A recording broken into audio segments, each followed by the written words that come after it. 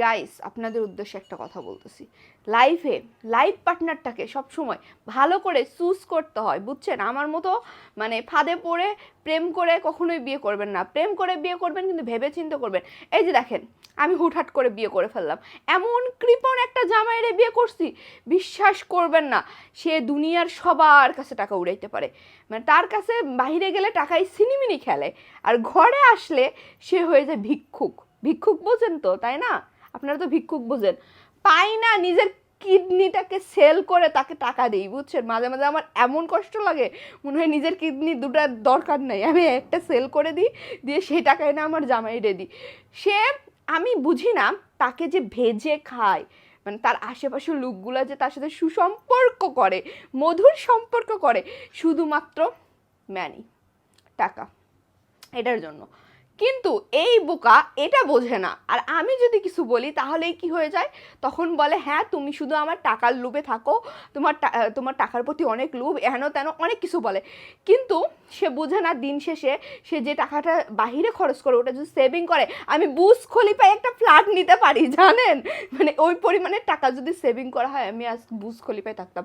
মানে আমার মনের দুঃখটা কাকে বলবো, আমি যে কোন অশান্তিতে আছি, কোন কষ্টে আছি আমি জানি। আমাদের সমাজে ম্যাক্সিমাম মেয়েরা এই একটা জিনিস সাফার করে, যে তাদের হাজব্যান্ড ঘরে আসলে ভিক্ষুক হয়ে যায়, বাহিরে গেলে একদম মানে কি হয়ে যায়, শেখ হয়ে যায়, দুবাইয়ের শেখ হয়ে যায়, তখন তাদের হাতে আর টাকা আটকায় না। মানে যত যা দেখে অসহায় ব্যক্তি, আমি জানি আপনারা বিশ্বাস করবেন না, আবার অনেকে করবেন।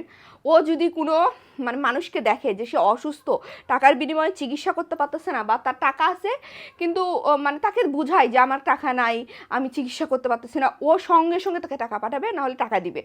বাট আমি যদি বলি, ইমানদার কথা বলতেছে, আমি যদি বলি যে তুমি আমাকে কিছু টাকা দিবা, আমি শপিং করবো, তার কাছে এটা মনে হয় যে এটা বাড়তি খরচ। কেন তোমাকে এত শপিং করতে হবে, মানে এটা তার কাছে বাড়তি খরচ। আমি বলতেছি না যে সে তাকে মানুষকে দান করবে না বা লাভ লাভ লাভ, আমি আমি চাই সে দান করুক, দান করা খুবই ভালো, আমি নিজেও দান করি, আমি নিজেও গরিব মানুষকে দেখে থাকতে পারি না দান না করে। বাট তার অর্থ এই না তুমি পরিবারে এসে ভিক্ষুক সাজবা আর বাইরে যাই তুমি শেখ সাজবা। এটা কেমন বিচার ভাই, আপনারাই বলেন, এটা কি কোনো বিচার?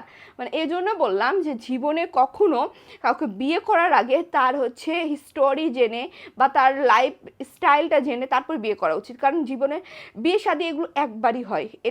এটাকে যদি আপনি ইউরোপ এদের মতো করেন যে আজকে একজনের বিয়ে করলাম, কালকে আরেকজনকে ডিভোর্স করে আরেকজনকে বিয়ে করলাম, এরকম এরকম যদি ভাবেন, তার লাইফটা কিন্তু এটা না। আমরা সবাই বিয়ে করি তার সাথে সংসার করার জন্য। অবশ্যই আপনারা, বিশেষ করে মেয়েরা যারা এই যে ইন্টারে উঠে খুব বিয়ে করতে ইচ্ছে করে, এই সময়টার অন্তপক্ষে আপুরা তোমরা হচ্ছে ভেবে চিন্তে তারপর বিয়ে করবা। এই যে আমার মতো কিন্তু তোমাদেরও কপাল পস্তাতে হবে, কারণ ওরা বাসায় এসে ভিক্ষুক সেজে যাবে আর বাহিরে গেলে যে টাকা উড়াবে। এখন বলতে পারো যে হ্যাঁ আমি আমার হাজব্যান্ডকে টাইট দিব, আমার বয়ফ্রেন্ড এরকম না।